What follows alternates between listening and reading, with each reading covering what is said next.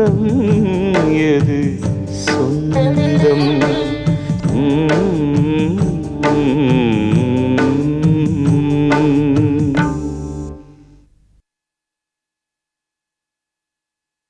25,000 ரூபாய் பணம் தானே வேணும்?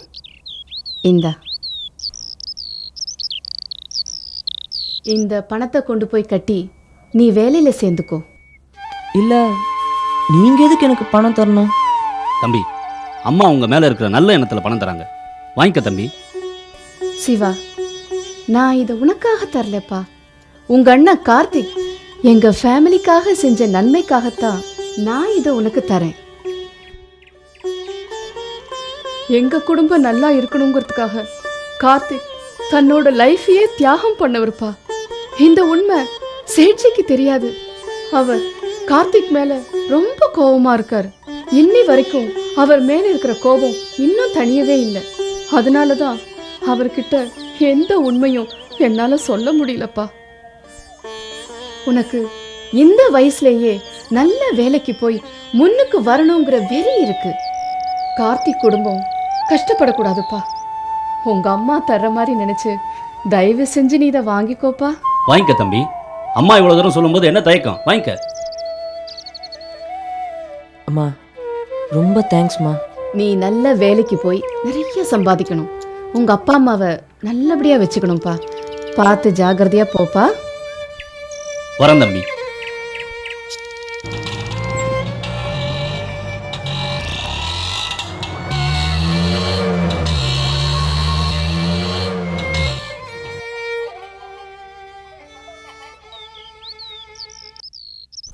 சாரதா. என்னங்க? சாரதா, ஆ கொஞ்சம் தண்ணி எடுத்துட்டு வாயேன். இதை எடுத்துட்டு வரேன்.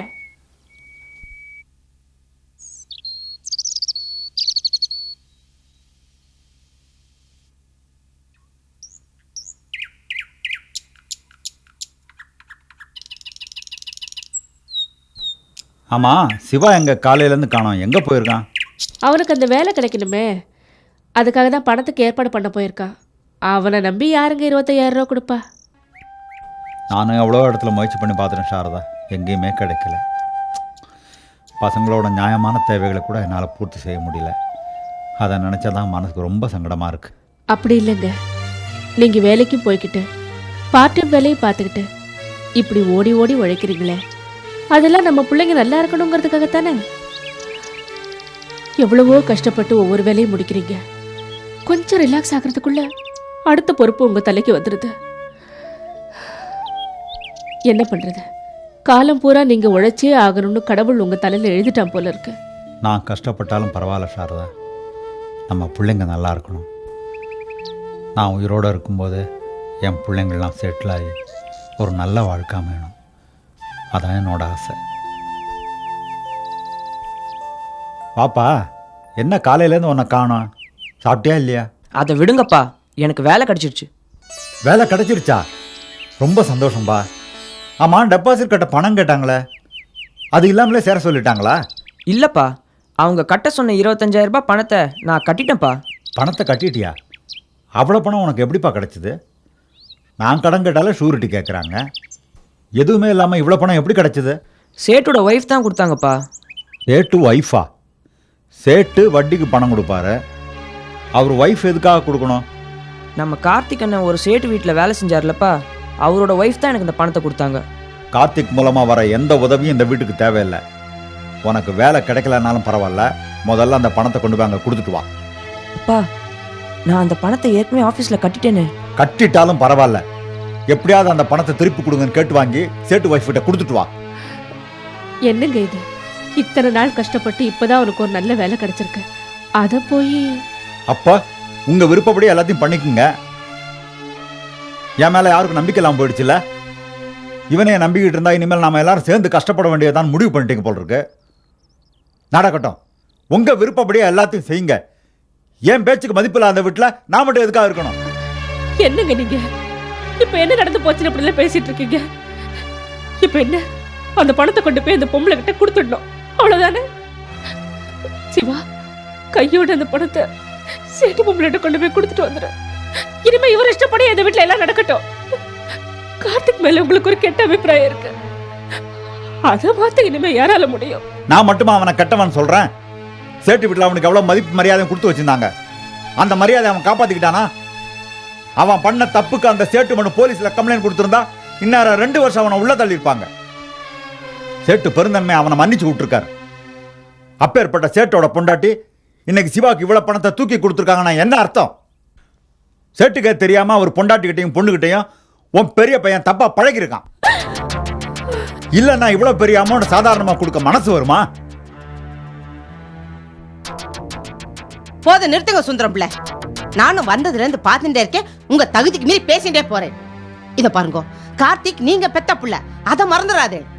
நீங்க நியாயமானவர் தான், அதுல எந்தவித சந்தேகம் இல்ல. ஆனா லோகத்துல நீங்க ஒருத்தர் தான் நியாயமானவர் நேர்மையானவர் சொல்லிட்டு இருக்கேன் பாருங்க, அதுதான் தப்பு.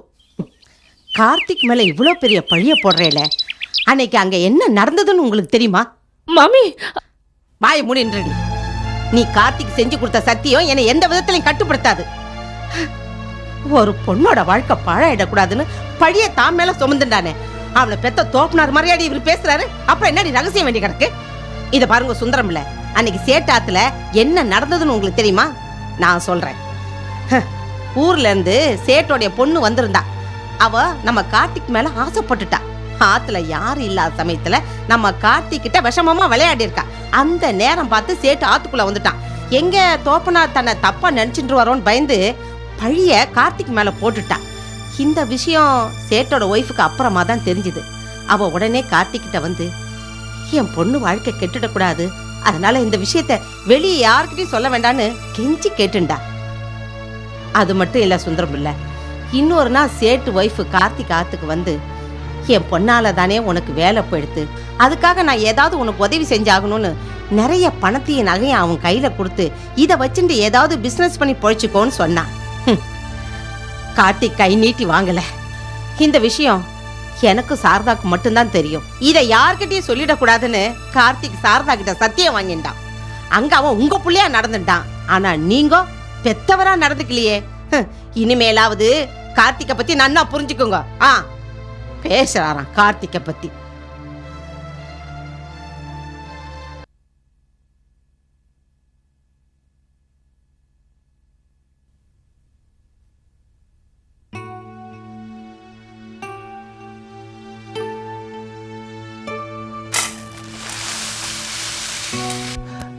அகிலா, என்ன இதெல்லாம்? வேண்டாம் ப்ளீஸ். வேண்டாண்ணா எப்படிங்க, டாக்டர் சொல்லியிருக்காருல்ல. முத்தியாண்ணே, சூடு சரியா இருக்கா?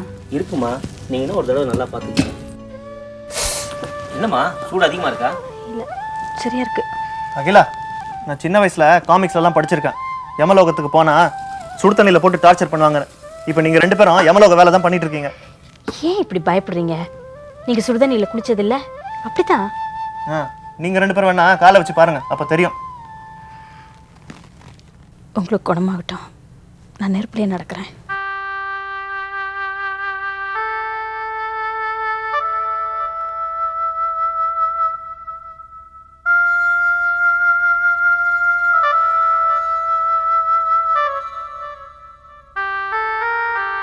வேண்டாம் அகிலா, அகிலா சுடு அகிலா ப்ளீஸ். வேணாம் அகிலா, அகிலா ப்ளீஸ். ஐயோ சுடுது அகிலா, ப்ளீஸ் சொன்னதை கேளு. இல்லை, கொஞ்ச நேரம் ப்ளீஸ் ப்ளீஸ் கொஞ்ச நேரம் இருங்க ப்ளீஸ்.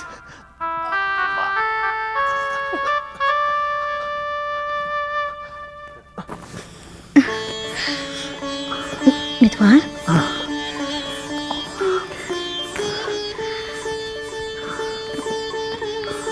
Very good. அவசரப்படக்கூடாது.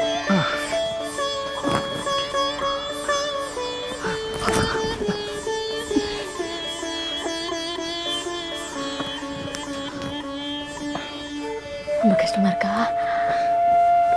கொஞ்சம் உட்காருறீங்களா? இல்லை, ட்ரை பண்ணுறேன்.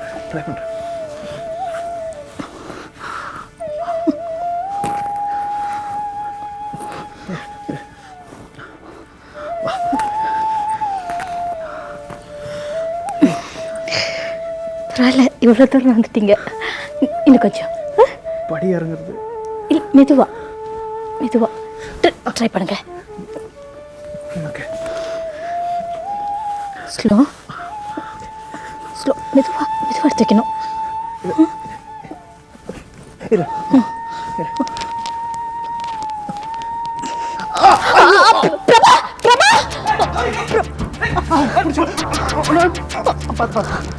என்ன நீ என்ன கூப்பிட்டு வேண்டியதானே?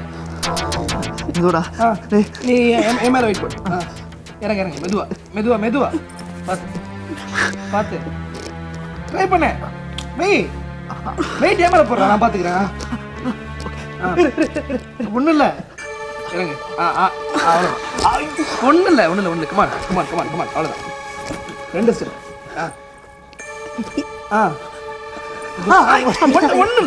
ஒன்றும் இல்லைடா பார்த்து பார்த்து வா வா வா இறங்க. குட்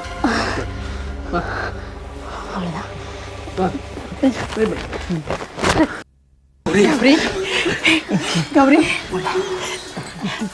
கௌரி பார்த்து பார்த்து மெதுவா கண்ணா மெதுவா இப்படி நீ நடத்தியா ரொம்ப கவலையா இருந்தது. பிரார்த்தனை வீண் போகல. காப்பாத்திட்டான்ப்பா. முள்ள முள்ள உட்கார் மெதுவா உட்கார் மெதுவா உட்காருப்பா. மெதுவா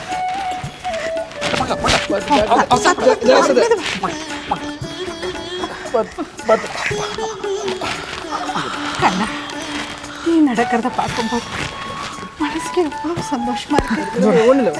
மெதுவாப்பா. അഖില ഉന്നോட നല്ല മനസ്സുക്ക് എന്താ കുറയും വരില്ല മകളെ. ഉൻ പുരുഷനുക്ക് പൂർണ്ണ ദേഹ ആരോഗ്യം ഏർപ്പെടണമെങ്കിൽ നീ തുടർന്ന് ആഞ്ജനേയനെ കുമ്പിട്ട് വാ. ഉൻ പുരുഷൻ ഇപ്പം ഇരിக்கிற നിലമ മാറി കൊഞ്ചം കൊഞ്ചമാ നടക്ക ആരംഭിച്ചിടുവാര്.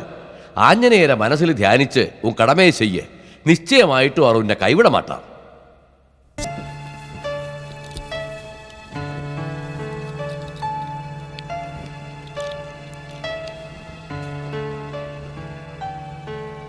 நீ இன்னைக்கு கிளாஸுக்கு போகலையா? இன்னைக்கு கிளாஸ்ல இன்ஸ்ட்ரக்டருக்கு வேற ஏதோ ப்ரோக்ராம் இருக்கான், அதனால கிளாஸ்க்கு வர வேண்டாம்னு சொல்லிட்டாங்க ஆண்டி. சரி ரெஸ்ட் எடுத்துக்கோ. ஆண்டி இன்னைக்கு ஃப்ரீயா இருக்கிறதுனால நான் ஆஞ்சநேயர் கோயிலுக்கு போயிட்டு வரட்டா? ஆஞ்சநேயர் கோயிலுக்கா? என்ன திடீர்னு ஆஞ்சநேயர் கோயிலுக்கு போறேங்கிற? என்னவோ போகணும்னு தோணுச்சு, அதனால தான் கேட்டேன். ஆஞ்சநேயர் கோயிலுக்கு போகிறத பற்றி ஒன்றும் இல்லை. ஆஞ்சநேயர் கோயிலுக்கு போகிறதா இருந்தால் மனசும் உடம்பும் சுத்தமாக இருக்கணும்னு சொல்லுவாங்க. ஏன்னா அவர் கட்ட பிரம்மச்சாரி. சாதாரணமாக ஆஞ்சநேயர் கோயிலுக்கு ஆம்பளைங்க தான் போவாங்க. பெண்கள் போகிறதா இருந்தால் குடும்பத்தோடு போவாங்க. நான் இன்னிலேருந்து ஆஞ்சநேயருக்காக விரதம் இருக்க போகிறேன் ஆண்டி. தன்வந்திரி அகிலா கிட்ட சொன்ன மாதிரி நாம் நினைக்கிறதெல்லாம் நடத்தி வைக்கிற கடவுளாக ஆஞ்சநேயர். அதனால தான் நான் நினைக்கிறதெல்லாம் நல்லபடியாக நடக்கணும்னு ஆஞ்சநேயர்கிட்ட வேண்டிக்க போகிறேன். நீ என்ன பெருசாக வேண்டிக்க போகிற? நல்லா படித்து நல்ல ஜாப் கிடைக்கணும்னு வேண்டிக்க போகிற. உன்னுடைய நல்ல மனசுக்கு நல்லபடியாகவே நடக்கும். போயிட்டு வா. ரொம்ப தேங்க்ஸ் ஆண்டி. மொழி, நீ கோயிலுக்கு போகும்போது துளசி மாலை வாங்கிட்டு போ. ஏன்னா ஆஞ்சநேயருக்கு அதுதான் ரொம்ப விசேஷம். Okay aunty.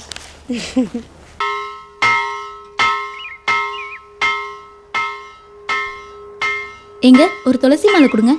துளசி மாலை தீந்து போச்சுமா, வேற மாலை வாங்கிக்க. இந்த மாலைமா? அந்த மாலை வேற ஒருத்தருக்காக வச்சிருக்கம்மா. அந்த தம்பி தினமும் வரும். துளசி மாலை இல்லைன்னா கோவிச்சுக்குமா. என்னம்மா இது? ஒரு லட்சியத்தை நிறைவேற்றுறதுக்காக முதல் முறையாக ஆஞ்சநேயர் கோயிலுக்கு வந்திருக்கேன். அபசகுனமா மாலை தர மாட்டேன்னு சொல்கிறீங்களே. சரி 10 ரூபாய் கொடு.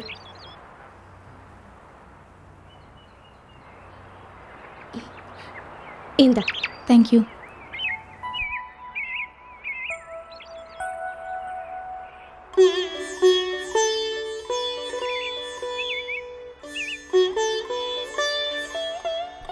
என்ன பூக்காரம்மா, துளசி மாலை எடுத்து வச்சிட்டீங்களே? என்ன தம்பி இவ்வளோ லேட்டாக வந்துட்டேன்? இவ்வளோ நேரம் பார்த்துட்டு இப்போதான் ஒரு பொண்ணு கொடுத்தேன். என்னம்மா அது? 40 நாள் துளசி மாலை சாத்திரன்னு வேண்டிக்கிட்டு தினமும் சாத்திட்டு வரேன். இன்னைக்கு இப்படி பண்ணிட்டீங்களே. மன்னிச்சுக்க தம்பி, இவ்வளோ நேரம் பார்த்துட்டு இப்போதான் சிவப்பு கலரில் ஒரு புடவை கட்டு ஒரு பொண்ணு வந்துச்சு, அதுக்கிட்ட தான் கொடுத்தம்மா.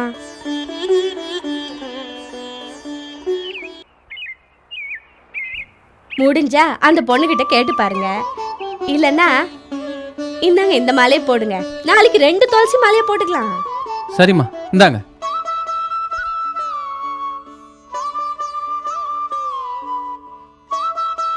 Excuse me.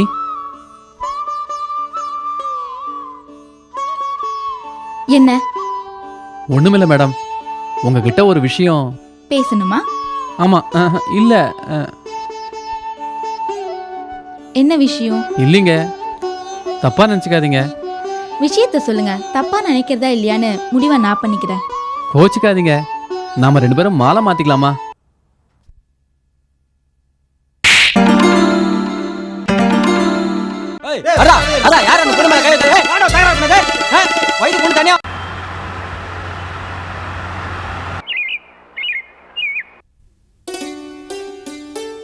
யாரு?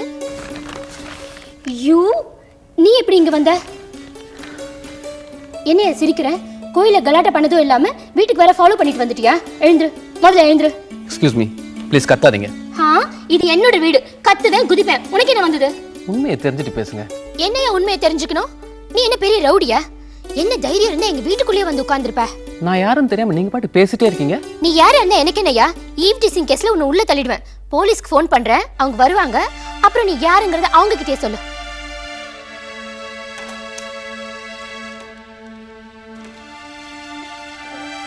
கோயிலில் ஒன்று நான் ஏன் சும்மா விட்டேன்னா, அது புனிதமான இடம். அதுவும் தவிர ஒரு சின்ன பொண்ணை நான் கை நீட்டி அடிக்க விரும்பல. பொறுமையா என்ன விஷயம் தெரிஞ்சுட்டு கேட்டு பேசு. உங்ககிட்ட நான் ஏன் பொறுமையா பேசணும்? ஆண்டி, ஆண்டி, உன்னை என்ன பண்ற பாரு. என்ன மொழி, ஏன் கத்திட்டு இருக்க? பாருங்க ஆண்டி, இந்த ராஸ்கல் அடிக்கடி என்கிட்ட தகராறு பண்றான். கோயில்ல கலாட்டா பண்ணது இல்லாம இப்ப வீட்டுக்கு வேற ஃபாலோ பண்ணிட்டு வந்துட்டான். இப்ப கை வேற புடிச்சிட்டான். என்ன ஆண்டி, யாரோ ஒருத்தர் வீட்டுல வந்து உட்கார்ந்துட்டு இருக்கான், நீங்க இன்னும் சிரிக்கிறீங்க? நான் தான் அவனை உட்கார சொன்னேன். அவனுக்காக ஸ்பெஷலா காஃபி போட்டு எடுத்துட்டு வந்திருக்கேன். இந்த விக்னேஷ். என்ன அப்படி பாக்குற? அவன் வேற யாரும் இல்ல, என் தம்பி மகன் விக்னேஷ். காலேஜில் படிச்சிட்டு இருக்கான். கணேஷ் அங்கிள் சன்னா? ஆமா, விக்னேஷ் உன்கிட்ட கலாட்டா பண்ணதாக சொல்ற. நான் மட்டும் இல்ல, யாருமே நம்ப மாட்டாங்க. அவன் ரொம்ப சாது. நான் ஒண்ணுமே செய்யல அத்தை. இவ தான் தையன்னு குதிக்கிறா. ஆஞ்சநேயர் கோயில்ல எனக்காக வச்சிருந்த துளசி மாலை இவ வாங்கிட்டு நான் கேட்டதுக்கு ஊரை கூட்டி கலாட்டாவே பண்ணிட்டா. விடு விக்னேஷ், அவ கொஞ்சம் படபடான்னு பேசிடுவா. இப்ப 2 பேரும் சமாதானம் ஆயிடுங்களேன். சாரி விக்னேஷ். ஓகே ஓகே, ஏதோ அத்தை சொல்றதுனால உன்னை சும்மா விடுறேன். ஆமா, மோலி யார் அத்தை? நம்ம வித்யாவுடைய ஃப்ரெண்டு. இவன் நம்ம வீட்டில் இருந்து தான் கம்ப்யூட்டர் படிச்சுட்டு இருக்கா. இவளுடைய அம்மா அப்பா கேரளாவில் இருக்காங்க. வந்து கொஞ்ச நாள்ல எல்லார் மனசுலயும் இடம் பிடிச்சிட்டா. மோலி, இனிமே நீ என்கிட்ட அனாவசியமா சண்டை போட மாட்டேன்னு நினைக்கிறேன். மேனில் கல்லடி தாங்கிக் கொண்டே மீண்டும் மீண்டும் மீண்டும் தாய்ப்பாள்.